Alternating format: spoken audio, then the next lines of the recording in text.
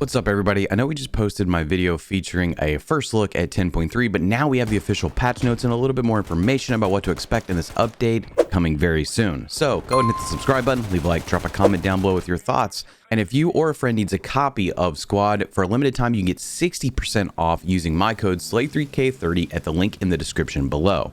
Now let's get to it. We already know that 10.3 introduces some new content for the PLA. Offworld says the reason for this is to expand and better represent modern Chinese combined arms warfare. They have new capabilities, new weapons, and this is meant to differentiate between the different sub-factions of the PLA. For example, the PLA now has access to new infantry weapons in the QBZ-191 family, along with new vehicles, emplacements, and support battle groups are still going to be using the old infantry weapons.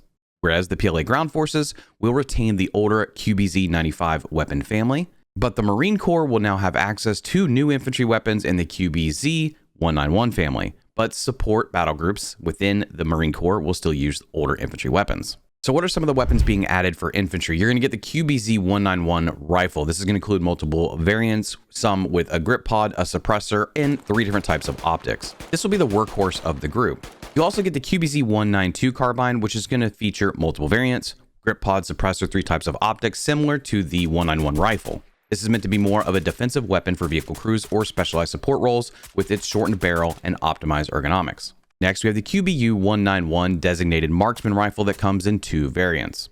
You get the QCW-05 submachine gun that'll have 4 total variants. This submachine gun is going to feature a 50-round magazine and a high rate of fire for close quarter engagements. The PLA will get the QJB-201 light machine gun, which will come in 2 different variants, one with irons and one with a magnified optic. There will be the QJY-201 general purpose machine gun. In a similar fashion, we'll have 2 variants with irons and a magnified optic. And finally, the PLA will get the QLZ-87 heavy grenade launcher, which will also be featured as a new emplacement added to the faction. Now let's talk about vehicles. First, we're going to have the Lynx 8x8. This is basically an ATV. It's going to be available for the PLA air assault, light infantry, and support groups. It's going to be also available for the ground forces on their amphibious assault and support battle groups, and the Marine Corps for the PLA in just their amphibious assault battle group. There will be multiple variations of this vehicle, including a transport, a logistics, and fire support variations, including one with an HMG and one with an automatic grenade launcher. We're also going to see the addition of the ZSD-89 tracked APC. This amphibious and tracked personnel carrier will be available for the PLA armored battle group, but it'll be more available for the ground forces and their amphibious assault, armored, combined arms, and mechanized battle groups. There will be 3 variations of it, one with an HMG, one with an automatic grenade launcher, which will both be open tops, and then you'll have the 30mm autocannon variant. The PLA will also see the addition of the WZ-551 wheeled IFV, an amphibious wheeled infantry fighting vehicle that'll come in multiple variations, but it'll be available for the PLA only in their combined arms and motorized battle groups.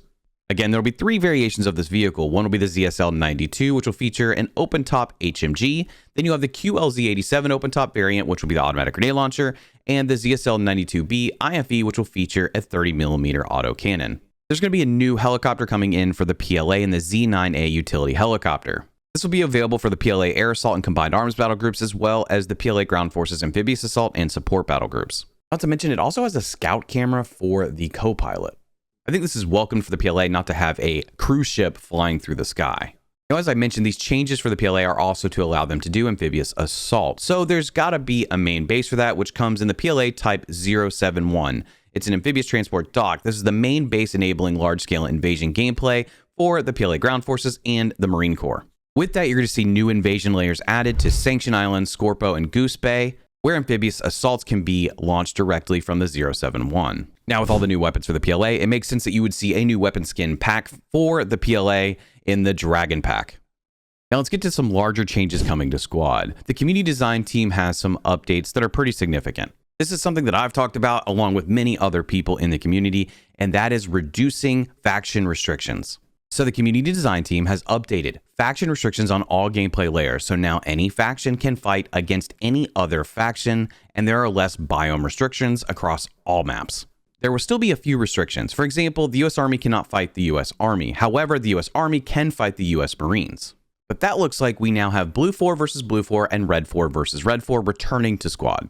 I don't think this was clearly demonstrated in the progress report, but I did some testing, and yes, we do have Blufor versus Blufor and Redfor versus Redfor as options now. That includes everything from USA versus BAF, CAF versus USA, USA versus US Marine Corps. We also have VDV versus Russia and PLA versus the PLA ground forces. Now, this is all a feature that server owners can configure, but it allows for some fun and fantasy matchups of different factions. But more importantly, it just creates another added layer of variety across the game. Now, there are still some biome restrictions. For example, the Canadian Resistance Force is only going to be available in North America. The Middle Eastern insurgents are also going to have some limitations, as well as the IMF and the ground forces of Iran. Reducing these restrictions, I think, is a very positive thing for Squad and the community. So shout out to Offworld and the community design team for getting this done. Now, speaking of community, we're also going to get 4 new map layers added that were designed by the community. These layers will all be noted with a CL at the end of the map name, but you'll get a new Sanction Random Advanced and Secure version 3, Al-Bazar Advanced and Secure version 3, Harju Random Advanced and Secure version 3, and Manikugan Seed version 2, hopefully, which will take some dependence on Samari away so we can have some variety when seeding. Now, the next change is coming in for Infantry, and that is soldier locomotion related because they're going to increase the minimum fall height required to trigger fall damage, which I imagine will be a welcome change for the community. Now, for a moment, let's hop over to Fireteam and some of the updates coming in for that. First of all, as a quality of life feature, there's going to be a scoreboard added to Fireteam, which is much needed. Now, it appears the experimental missions that were added last month will be removed in March, so they're still available if you'd like to try them. But there are 2 new free missions coming to the free tier of Fireteam in Sanding Your Toes, which takes place on Pacific Proving Ground, along with Reactor Capture, which will take place on the Sanction Islands. Then there's a new paid tier mission coming out called Waves of Thunder, which also takes place on Sanction Islands. Now, back to some other general gameplay updates. You're now going to be able to use emotes outside of the main base and during forward staging. All emotes used outside of main will be kept in first person, and emotes can now be used from the crouch stance. Additionally, some passenger gestures can now be used in vehicles. Now, a couple bullet point type of updates would be that weapon magazines in the HUD will now visually deplete, something we talked about with some other changes back late last year.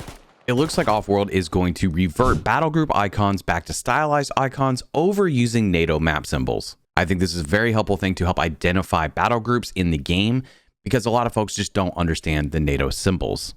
It does look like they've updated sounds for a bunch of different weapons, including the MG3, the RPD, and so on. It also appears that you're going to see an adjustment to the RPD recoil and improvements to Squidbot's vision system, improving their ability to spot targets in windows and behind fences. There's going to be an additional server-side setting added for server owners to change the match staging time on different game modes. Now, obviously, we've talked about 4 community layers being added and some new options for the PLA to have invasion layers on some maps. There's also going to be a new Black Coast invasion layer in version 3 and a new Gordok invasion layer with version 3 being added. Finally, there's going to be a list of bug fixes attached to this update. I'm going to let these scroll on screen while we talk about a couple of other things. For example, there is one known issue with this update. That is that the PLA and the PLA ground forces can now fight each other, but despite sharing the same uniform, it can make identifying friend and foe pretty difficult, but this is something that they intend to resolve in a future update. While usually it's a lot of fun to have new content added, and this is specific to the PLA, which I'm sure some people are going to be like, well, the PLA already had pretty good variety and a bunch of stuff. This is still pretty neat to tailor the PLA a certain way, giving them more diversity within that faction.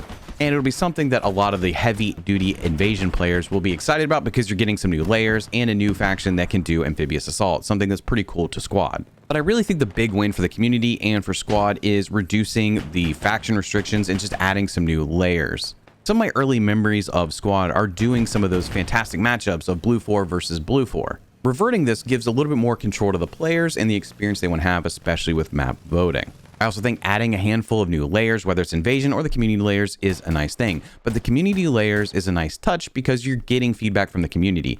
And some folks in the community play this game a lot and have really strong ideas or opinions about how some of these maps can be played that may differ from what Offworld is looking to accomplish when creating layers.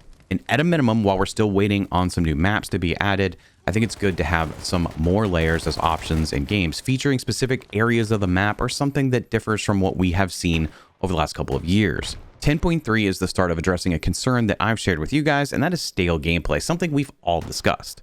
Now, I do think we desperately need some new maps in the rotation.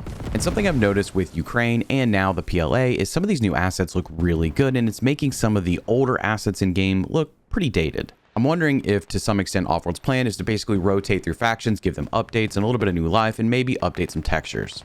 Now, something we talked about in my last video was that I wasn't sure if there'd be any gunplay adjustments in this update, and it doesn't appear that there are. That is something that is still a work in progress. I know recently they just did another playtest with some of the gunplay changes, and I still think it needs continued work because I don't think it's there yet for live delivery for everybody. For right now, I do think it'd be cool to see an update on where they feel like they are with the gunplay changes. Also, I'd love to know if the Eastern European biome rework is still something in play that we can expect in the near future. Now, it's not that I don't appreciate optimizations, bug fixes, gameplay updates, but I am also interested to know where France might be added in the rotation. I know that was on the menu at one point in one of the earlier roadmaps. I'd also like to know which faction might receive a little bit of an update, like the textures and things that we just talked about. What might be next on Offworld's list? Now, based on this cadence, it's looking like we should have an update, maybe 10.4, coming in March. And that's tied to the community development team's roadmap that they posted late last year. So while I think some of the gunplay stuff is still work in progress, maybe slightly delayed from this original roadmap, I am interested to see what we can expect from the next update and future updates from the community development team as they continue to work on Squad. So I hope you guys enjoyed the video. I hope this covers enough of the update for you to get an idea of what to expect. Be sure to hit the subscribe button, leave a like, and drop a comment down below with your thoughts. And I'll catch you next time.